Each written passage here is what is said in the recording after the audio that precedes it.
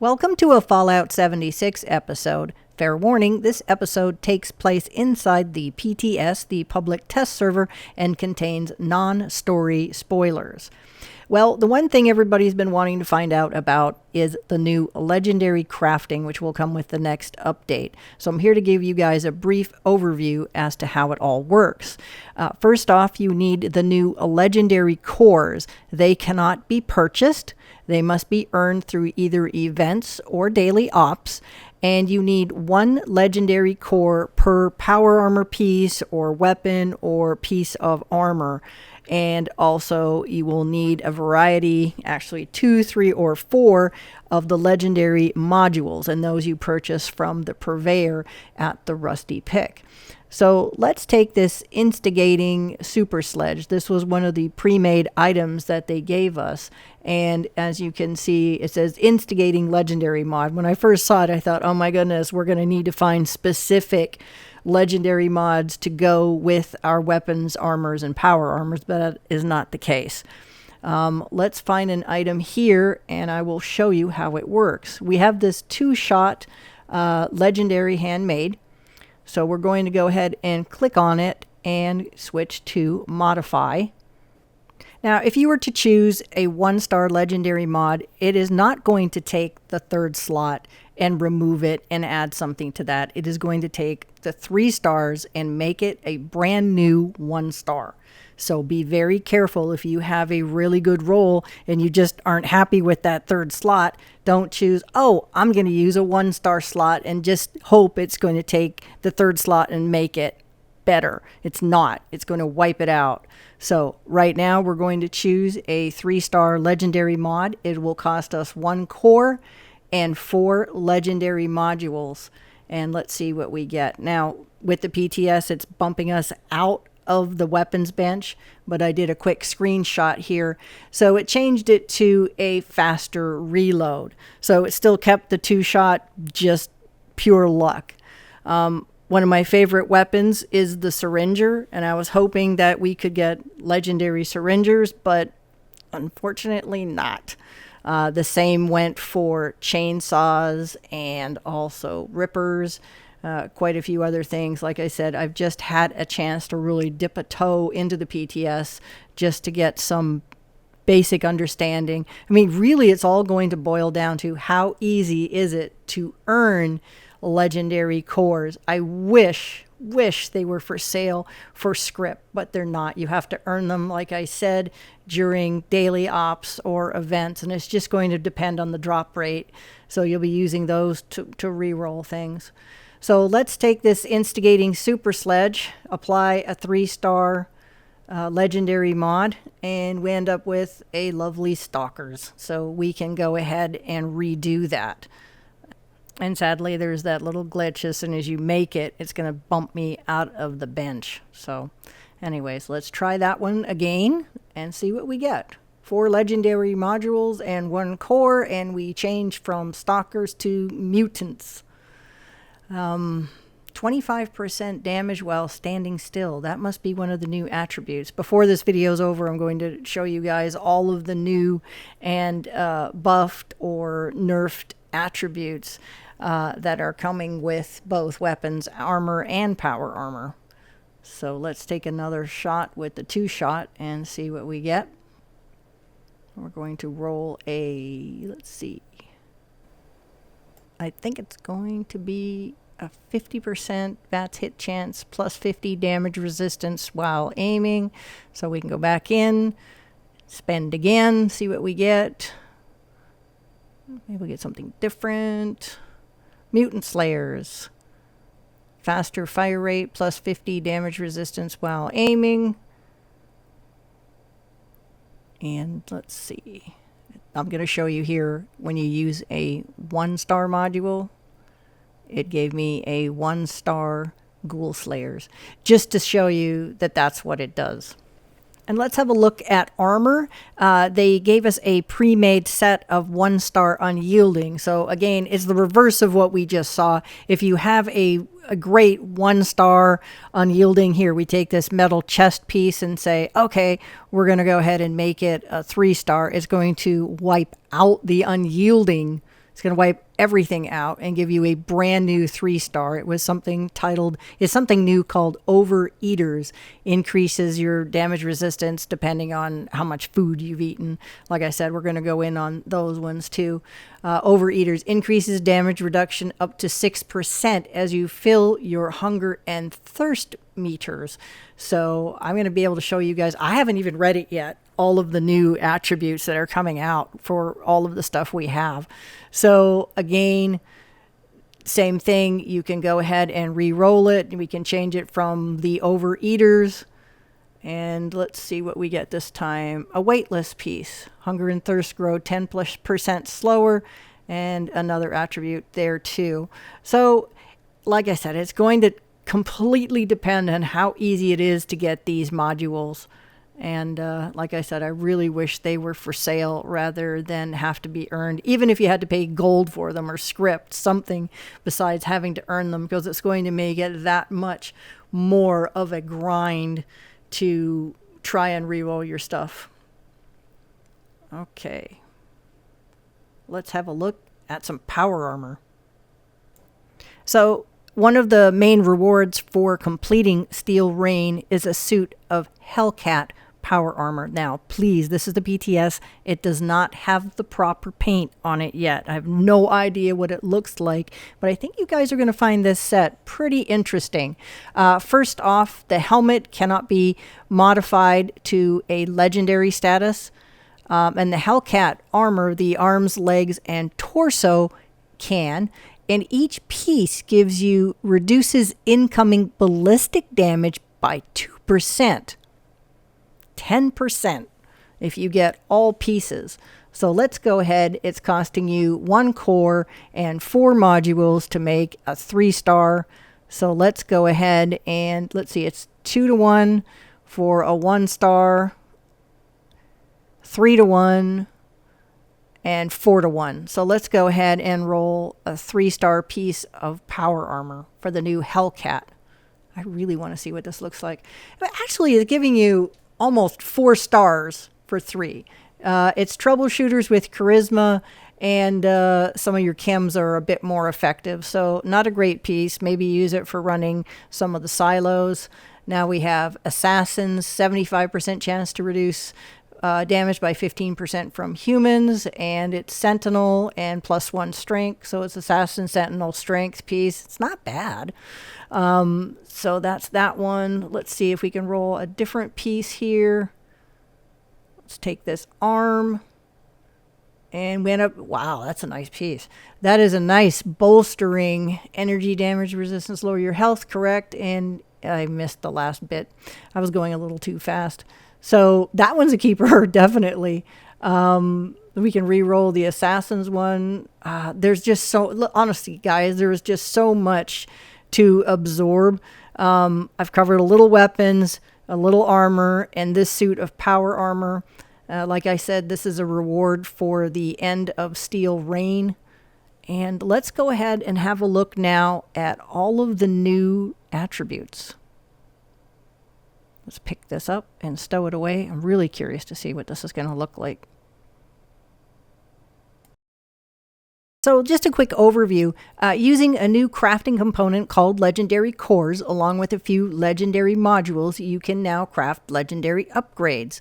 Visit any weapon, armor, or power armor bench to go ahead and do this.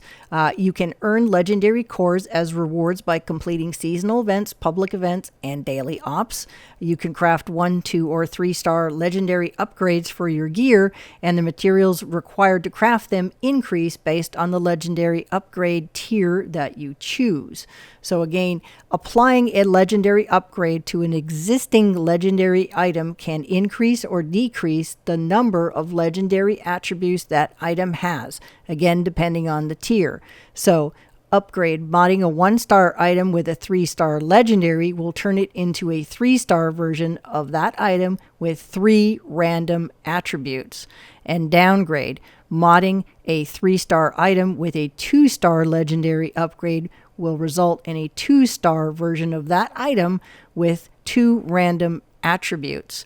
And re-rolling, I showed you that. Modding a 3-star item with a 3-star legendary upgrade, replace all 3 of the existing item's attributes and apply 3 new ones, and it's completely random.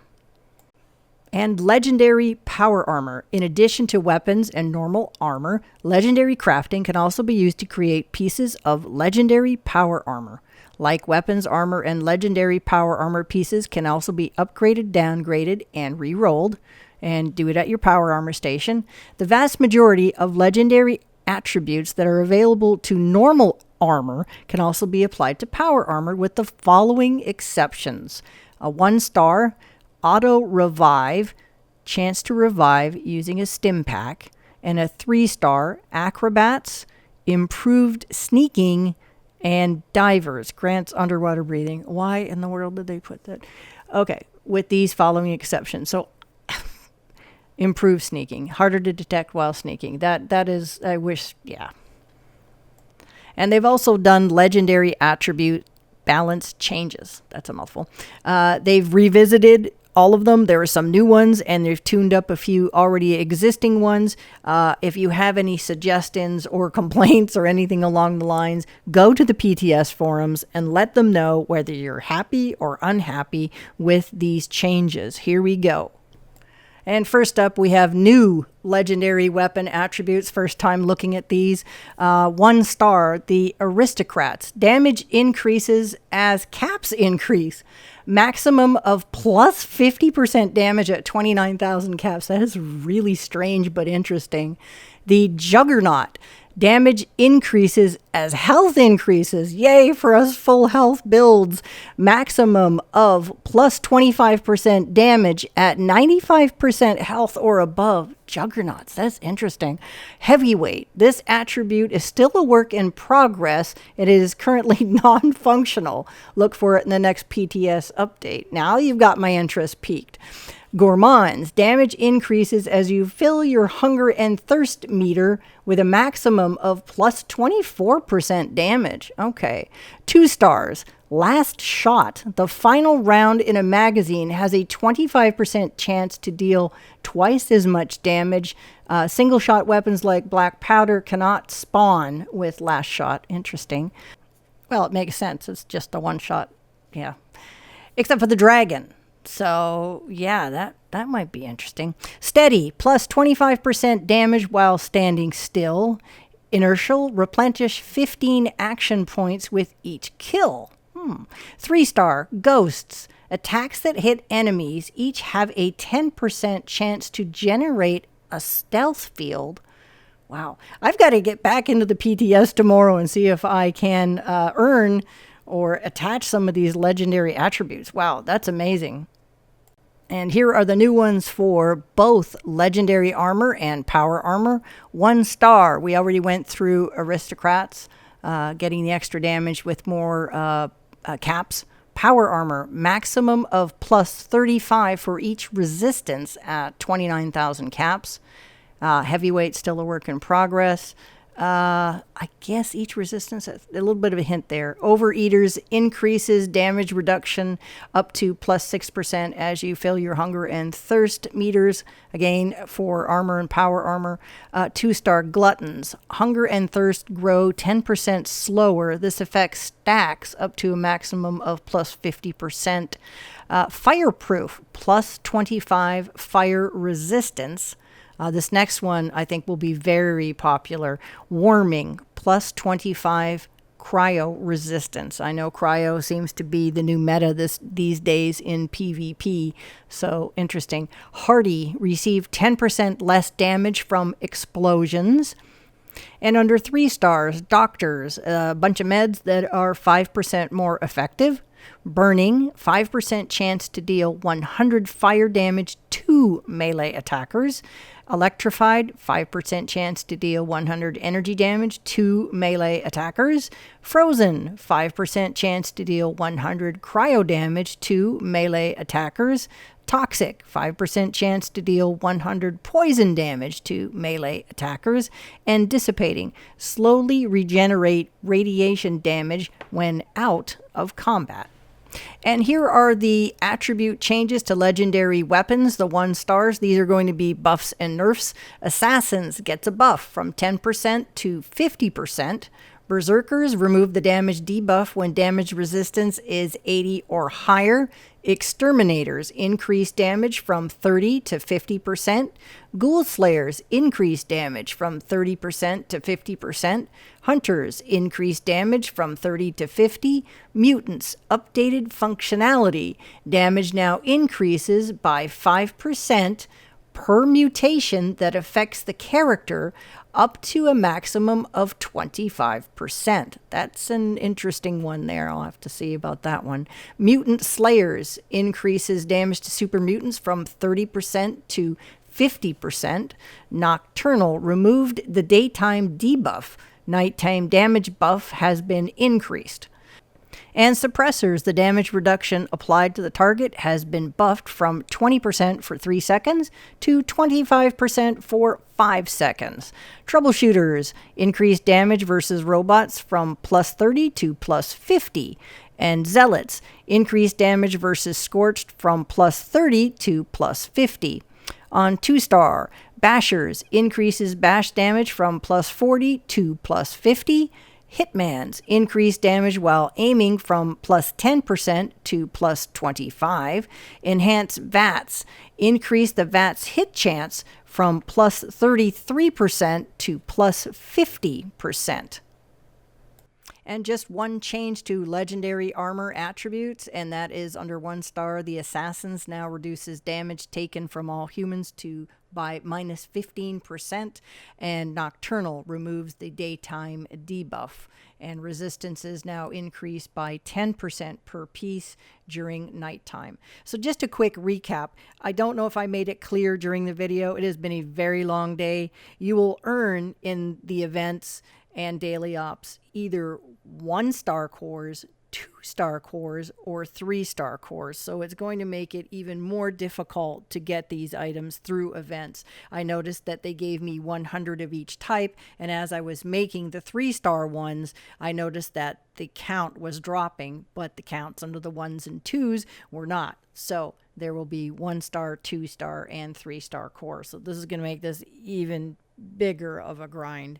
And also, I have the footage. I did not have time to add it. You can drop these items. I could drop everything that I made. The only thing I could not drop was the new Hellcat armor. So I think anything that is made with gold, like your Secret Service armor, like your Strangler Heart armor, all of that, anything that you've purchased with gold, you will probably not be able to drop, because I couldn't drop the new Hellcat armor. So again, thank you so very much for watching, and I'll see you out with another video tomorrow on the rewards for Steel Rain and Meat Week. So I'll see you out in the wasteland.